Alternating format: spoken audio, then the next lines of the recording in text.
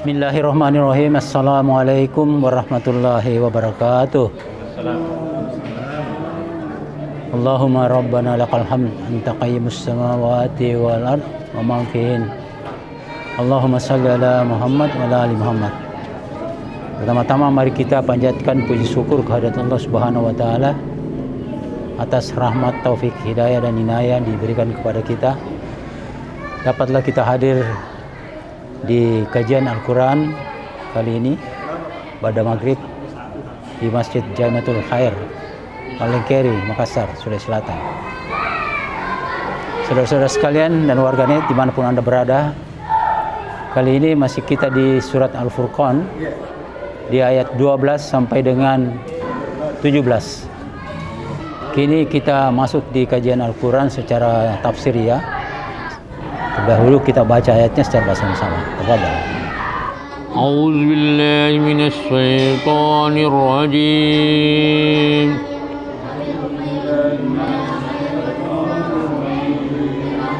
Bismillahirrahmanirrahim.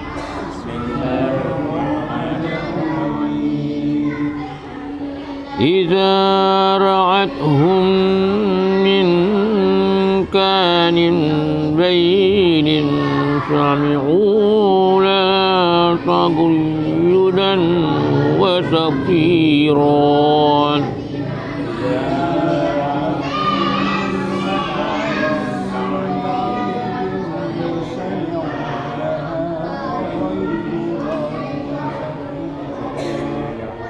wa idza ulqu minha makanan ضيقا مقرنين دعوا هنالك ثبورا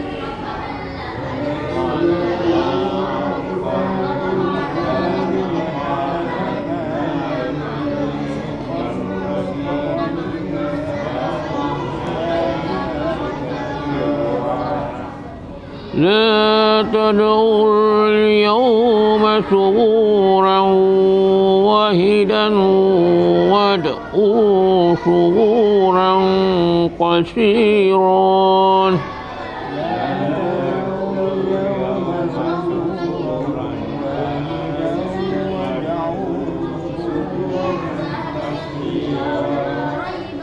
كل ذلك خير أم جنة الخلد التي أُعِدَ المتقون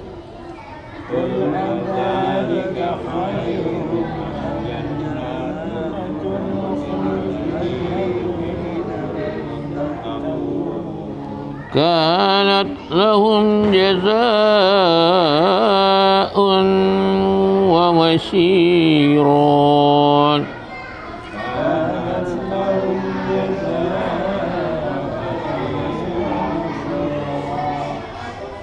لهم فيها ما يشاءون خالدين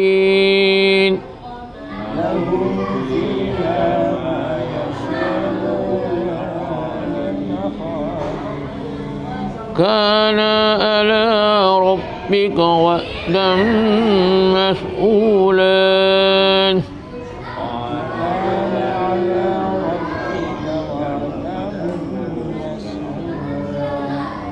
ويوم يحشرهم وما يعبدون من دون الله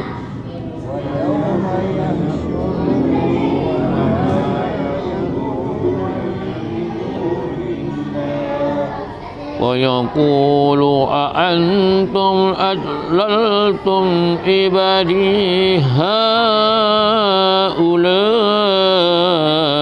أم هم ضلوا السبيلا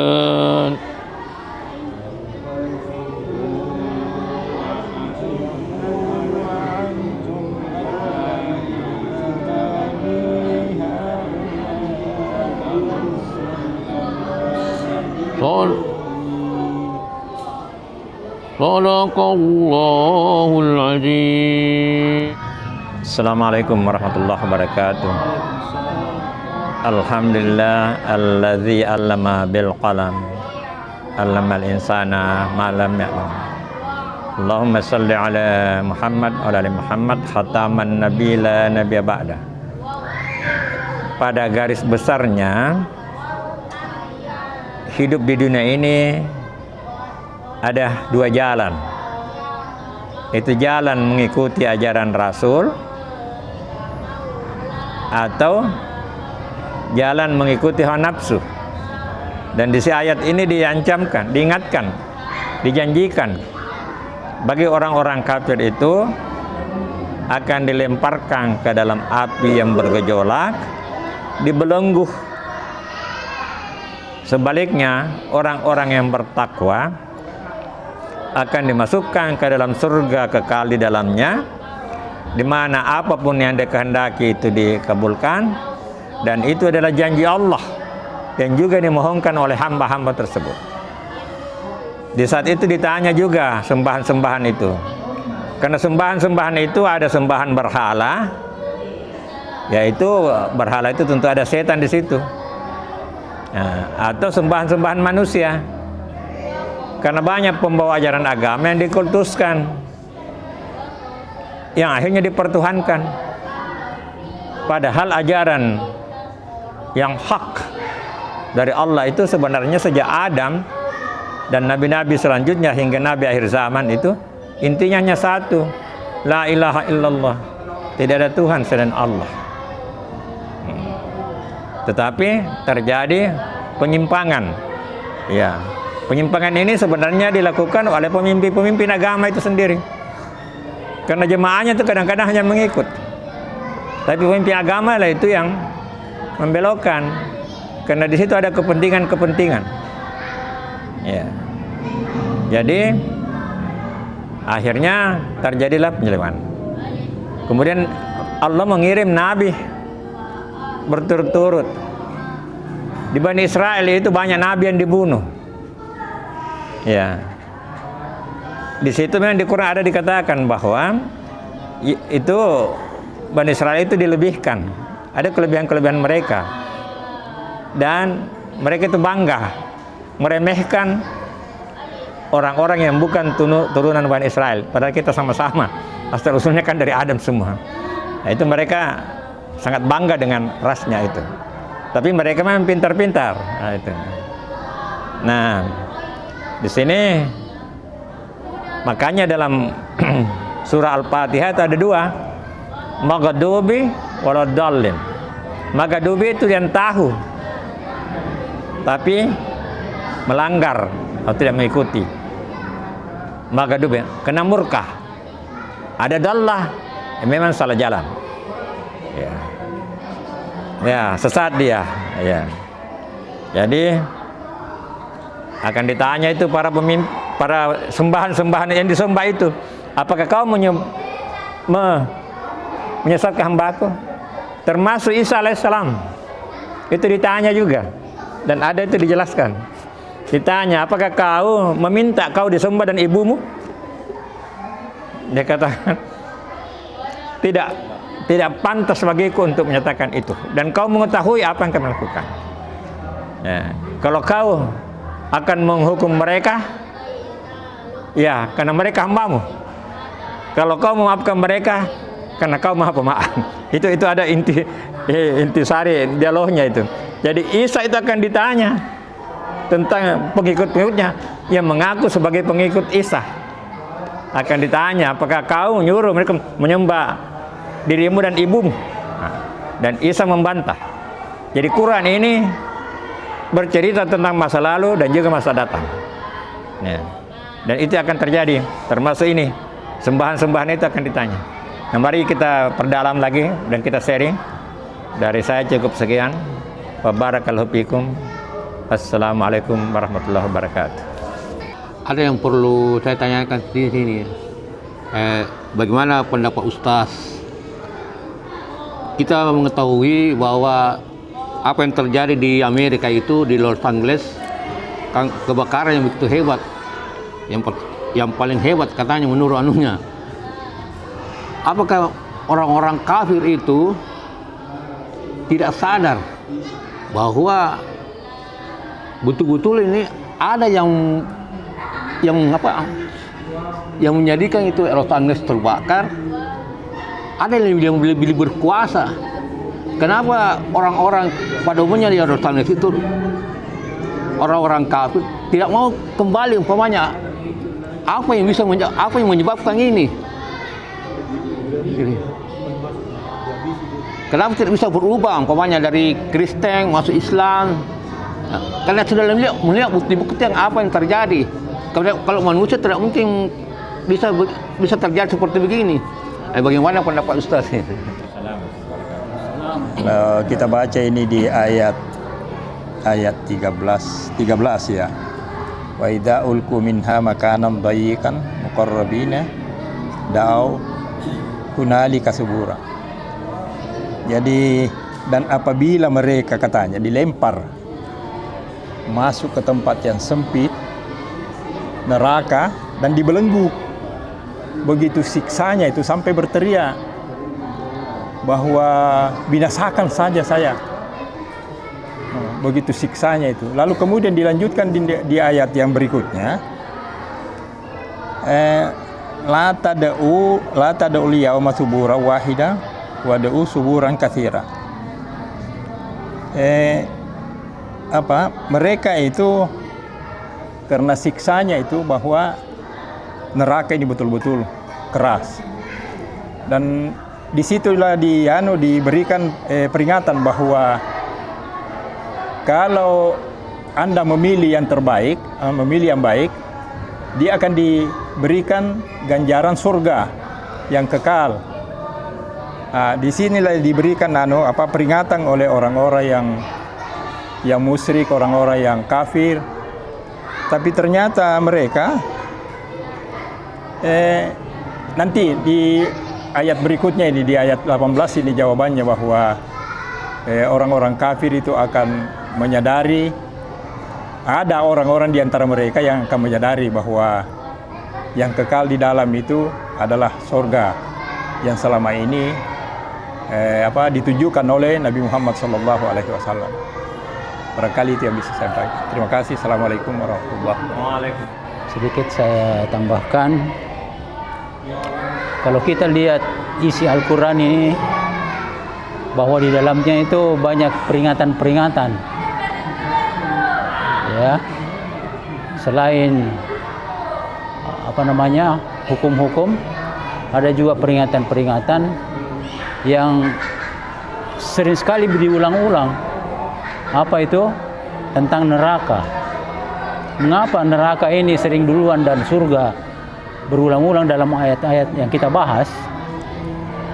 Karena Allah tahu hambanya itu pelupa, banyak gangguannya, setan senantiasa mempengaruhinya. Jadi harus sering-sering memang disampaikan.